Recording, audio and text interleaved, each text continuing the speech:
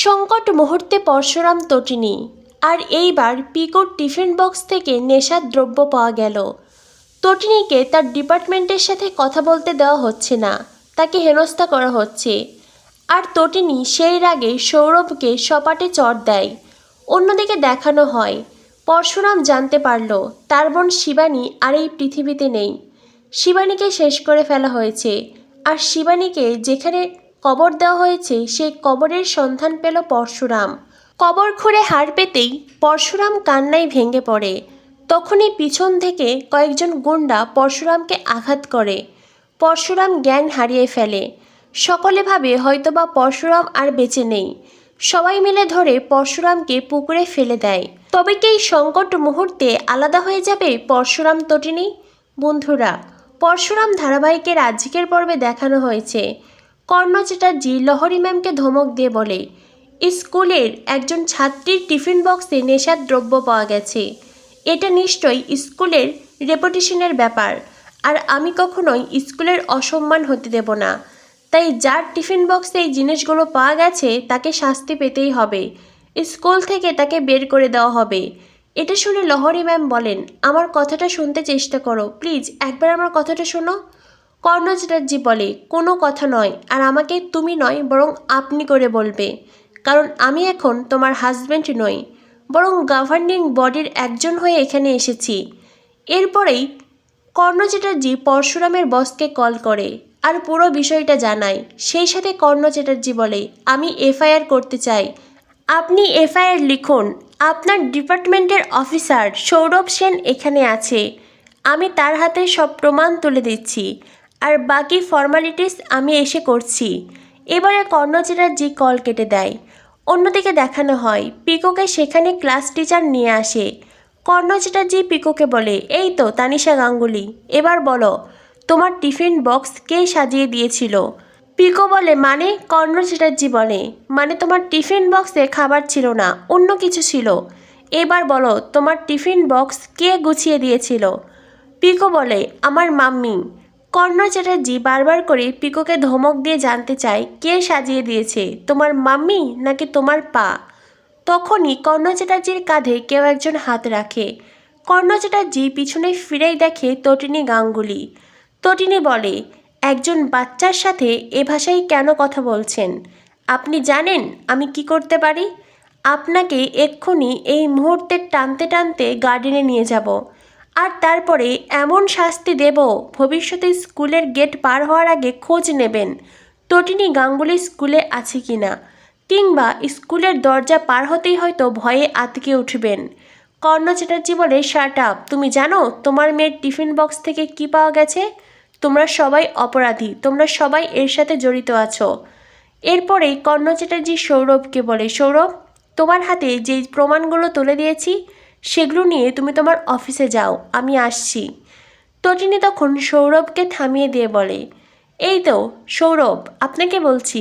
কর্ণ চ্যাটার্জি আপনাকে তুমি বলে সম্বোধন করে? না মানে আপনাদের বুঝি খুব ভালো সম্পর্ক? যাই হোক, একটা কথা মনে রাখবেন, এখন যেটা হচ্ছে ঠিক হচ্ছে না, আর এর সাথে যারা যারা জড়িত আছে আমি কাউকে ছাড়ব না, আর আপনাকে আমি মজা দেখিয়ে দেব। সৌরভ বলে, আপনি আমার কিচ্ছু করতে পারবেন না। তটিনী তখন তার ব্যাগ থেকে চেম্বার বার করে বলে, আপনাকে শেষ করে ফেলবো, একেবারে শেষ করে ফেলবো।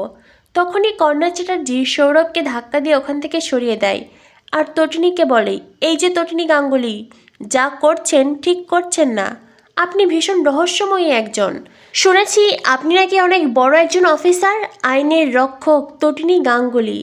কিন্তু আপনার মেয়ের টিফিন বক্স থেকেই এমন জিনিস কেন পাওয়া গেল? তবে কি আপনারা হাজব্যান্ড ওয়াইফ এর সাথে জড়িত আছেন? তটিনী ভীষণ রেগে যায় আর কর্ণ চ্যাটার্জির দিকেই চেম্বার তাক করে। তখনই কর্ণ চ্যাটার্জির ফোন বেজে ওঠে। তটিনী ফোন কেড়ে নিয়ে দেখে বিজিত লাহিড়ী কল করেছে। কর্ণ চ্যাটার্জি আবারও তটিনীর হাত থেকে ফোন নিয়ে নেয়। কর্ণ চ্যাটার্জি ফোন রিসিভ করতেই ফোনের ওপাশ থেকে বিজিত লাহিড়ী বলে, কি কাজ হয়েছে? কর্ণ চ্যাটার্জি বলে, হ্যাঁ কাজ হয়েছে, ঠিক যেভাবে প্ল্যান করেছিলাম সেভাবেই কাজ হয়েছে, আর আমি প্রেস মিডিয়া ডেকেছি। স্কুলের গেটের বাইরে সবাই দাঁড়িয়ে আছে। তটিনী গাঙ্গুলি স্কুল থেকে বেরোতে পারবে না, আর বেরোলেও মাথা নত করে বেরোতে হবে। যা চাল চেলেছি এইবার আর পরশুরাম, তটিনী, গাঙ্গুলি তারা কেউই বাঁচতে পারবে না। এইবার তাদের সম্মান শেষ হবে, আর সেই সাথে তাদের চাকরিও যাবে। কর্ণা চ্যাটার্জি ফোনের ওপাশে বিজিতের সাথে ফিসফিস করে কথাগুলো শেষ করে মিটমিট করে হাসতে থাকে। আর তারপরেই বিজিতকে বলে, ঠিক আছে রাখছি, পরে কথা বলবো। এরপরেই কর্ণা চ্যাটার্জি সৌরভকে নিয়ে ওখান থেকে চলে যায়। তটিনী খুব হতাশ হয়ে পড়ে। এই পরিস্থিতিতে কিভাবে সে সবটা সামলাবে। তখনই পরশুরাম কল করে। পরশুরাম তটিনীকে বলে, তটিনী তুমি কোথায়? আমি শুনলাম তুমি থানার গাড়ি নিয়ে গেছো। কি হয়েছে তটিনী? কোনো কি বিপদ হয়েছে? চুপ করে আছো কেন? উত্তর দাও। তটিনী, আমার চিন্তা হচ্ছে, প্লিজ বলো। তটিনী বলে, এখানে একটা গণ্ডগোল ঘটেছে, আমাদেরকে কেউ বা কারা ফাঁসিয়েছে। পরশুরাম বলে, মানে কি হয়েছে? তটিনী, কি হয়েছে বিস্তারিত বলো। এরপরেই তটিনী পুরো ঘটনা পরশুরামকে বলে। সবটা শুনে পরশুরাম বলে, তার মানে এর সাথে বিজনলালও জড়িত। তটিনী বলে, বিজনলাল? কে এই বিজনলাল? পরশুরাম বলে, বিজনলাল আর কেউ নয়, বিজনলাল বিজিত লাহিড়ী। তটিনী, তুমি কোনো চিন্তা করো না, আমি এক্ষুনি আসছি। তটিনী বলে, না, তোমাকে এখানে আসতে হবে না, তুমি ওই দিকের তদন্ত শেষ করো, আর আমি এদিকটা সামলে নিচ্ছি। পরশুরাম বলে, তটিনী তুমি পারবে? তটিনী বলে, হ্যাঁ আমি পারবো। আমি শুধুমাত্র একজন মা, একজন গৃহবধূ হয়ে থাকতে চাই না। আমার আরও একটা পরিচয় আছে, এইবার সেই পরিচয়ে আমি লড়াই করব। যেটা শুনে পরশুরামের মুখে হাসি ফুটে ওঠে। পরশুরাম বলে, ঠিক আছে তটিনী। এরপর দেখানো হয় দুজনের চোখে মুখে দৃঢ়তা। একদিকে পরশুরাম তার লড়াই ব্যস্ত, অন্যদিকে তটিনী পিকোর হাত ধরে স্কুলের গেটের দিকে এগিয়ে আসছে। প্রেস মিডিয়া তটিনীকে ঘিরে ধরে। তটিনীর কাছে জানতে চায় তার মেয়ের টিফিন বক্স থেকে কেন এই ধরনের জিনিস পাওয়া গেল। তবে কি তটিনী একজন অপরাধী? তার কি আরও কোনো পরিচয় আছে? তখনই পিকো বলে, মাম্মি মাম্মি তুমি চুপ করে আছো কেন? তুমি অন্যদেরকে তোমার পরিচয় দাও। তটিনী বলে, না, চুপ করো পিকো, একদম চুপ করবে।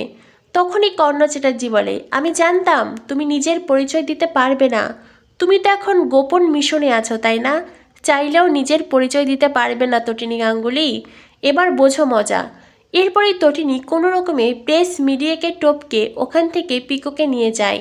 প্রেস মিডিয়া তটিনীর পিছনে ছুটতে থাকলেও তটিনী পিকোকে গাড়িতে তোলে। অন্যদিকে দেখানো হয় পরশুরাম শিবানীর ঘরে আসে। সেখানে শিবানীর ছবির দিকে তাকিয়ে অতীতের অনেক স্মৃতি মনে পড়ে তার। শিবানীর গলার সেই হার, যেটা কিনা পরশুরাম ভাইফোঁটায় দিয়েছিল, আর আলমারিতে সেই শাড়িটা পায় যেই শাড়ি পরে শিবানী পরশুরামকে ভাইফোঁটা দিয়েছিল। আর পরশুরামও সেই চেন লকেট শিবানীকে গিফট করেছিল, যদিও খুব বেশি দামি নয়, তবে স্বর্ণের জিনিস। হালকা ওজনের হলেও ভাইয়ের দেওয়া উপহার সবসময় গলায় রাখত শিবানী। এই ছবিতেও সেই লকেট, সেই হার দেখে পরশুরামের চোখ বেয়ে জল ঝরে। আগামী পর্বে দেখানো হবে পরশুরাম শিবানীর বাড়ি থেকে বের হতেই গার্ডেনে কতগুলো গর্ত দেখতে পায়, যেগুলো দেখে পরশুরামের মনে অনেক সন্দেহ জাগে। একের পর এক গর্তগুলো খুঁড়তে থাকে সে, আর তারপরেই সে কিছু হাড়ের সন্ধান পায়। আর সেই সাথে হয়তো বা সেই চেনটাও পাবে, যার কারণে পরশুরাম শিবানী বলে চিৎকার দিয়ে ওঠে। তখনই সেখানে আসে গ্রামের সেই গুন্ডারা, যারা পিছন থেকে পরশুরামকে আঘাত করে। পরশুরাম মাটিতে লুটিয়ে পড়ে, আর তারপরেই সেই গুন্ডারা পরশুরামকে ধরে পুকুরে ফেলে দেয়। অন্যদিকে দেখানো হয় তটিনী পরশুরামের ডিপার্টমেন্টে এসেছে। সেখানে বসের সাথে কথা বলছে তটিনী। তটিনী পরশুরামের বসকে বলে, আমি আমার ডিপার্টমেন্টের সাথে কথা বলতে চাই। সৌরভ বলে, না, আপনাকে কারোর সাথে কথা বলতে দেওয়া যাবে না। সৌরভ তটিনীর সাথে মিসবিহেভ করলে তটিনী আর নিজেকে সামলাতে পারে না। তটিনী সৌরভকে সপাটে চড় দেয়, আর তখনই সৌরভ তটিনীর ওপরেই চিৎকার করে ওঠে। তো বন্ধুরা, বুঝতেই পারছো, একদিকে পরশুরাম এমন ভয়ঙ্কর বিপদের মধ্যে আছে, অন্যদিকে সৌরভ, কর্ণা চ্যাটার্জি, বিজিত লাহিড়ী সকলের পরিকল্পনায় হেনস্থার শিকার হচ্ছে তটিনী। এই জটিল পরিস্থিতিতে তটিনী পরশুরাম কি করে বেঁচে ফিরবে, আর কি করেই বা অপরাধীদের শাস্তি দেবে, জানতে হলে দেখতে থাকুন পরশুরাম ধারাবাহিক। আর পরশুরাম ধারাবাহিকের সকল আপডেট পেতে আমাদের সাথেই থাকুন। ধন্যবাদ সবাইকে।